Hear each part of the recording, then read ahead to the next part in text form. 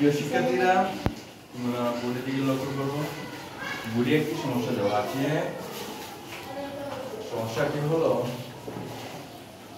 বিজয়পুর গ্রামের শিশুদের সংখ্যা কতজন বলো তো দেখি? হ্যাঁ, 334 জন। Thank you. তাদের মধ্যে কতজন বলো তো দেখি? 315 জন বিদ্যালয়ে যায়। কতজন বিদ্যালয়ে যায় না? এই সমস্যাটিতে দেওয়া আছে বিদ্যালয়ে যায়, আর কতজন আমরা বের করবো কতজন বিদ্যালয়ে যায় না। যা দেওয়া আছে ঠিক আছে, কিন্তু বিদ্যালয়ে যায় না আমরা বের করব। এবার মনে করো তোমাদের ফ্যামিলিতে, তোমাদের পরিবারে মোট আছে কতজন? 10 জন, ঠিক আছে। তো বিদ্যালয়ে যায় ধরো 5 জন, তাহলে ওই পরিবারে বিদ্যালয়ে যায় না, তাহলে কি করতে হবে বলো তো দেখি? আর 5 জন থাকবে, বিয়োগ করে বের করতে হবে। মোট সংখ্যা থেকে বিয়োগ করে বের করতে হবে যায় না যতজন, ঠিক আছে? বুঝতে, তাহলে সেটি হলো বিয়োগ করে বের করতে হবে। ওকে, হ্যাঁ, তাহলে লিখতে পারি আমরা শিশুদের সংখ্যা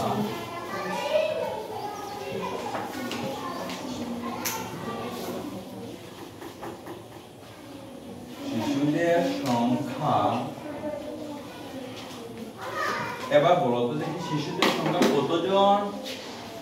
334 জন। Thank you. 334 জন। এবার বলো বিদ্যালয়ে যায়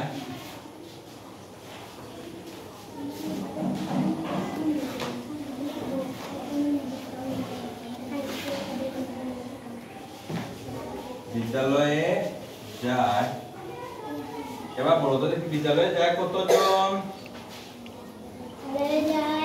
315 জন। 315 জন। Thank you. 315 জন।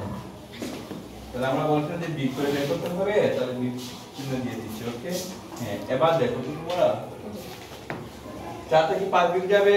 না, যাবে না। ওকে, তাহলে এই দশকের ঘর থেকে আমরা কত? 1 2, তাহলে কত হলো?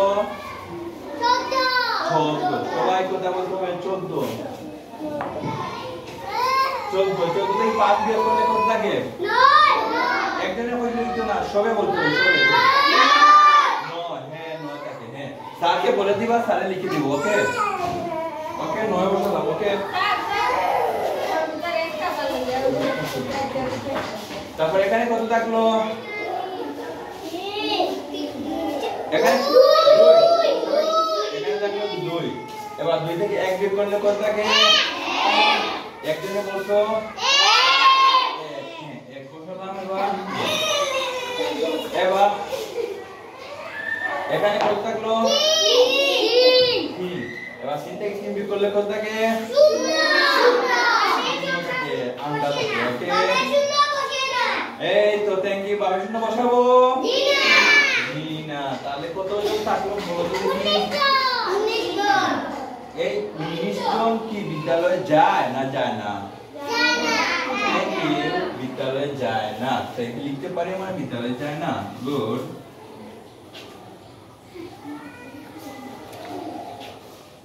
বিদ্যালয়ে যায় না, ঠিক আছে। তাহলে বিদ্যালয়ে যায় না কতজন? 19 জন। তাহলে দুটো লিখতে পারি 19 জন, ঠিক আছে। তাহলে 19 জন কি বিদ্যালয়ে যায় না। ওকে, বুঝতে পারছো? যদি বুঝে থাকে তাহলে তোমাদেরকে অনেক অনেক ধন্যবাদ।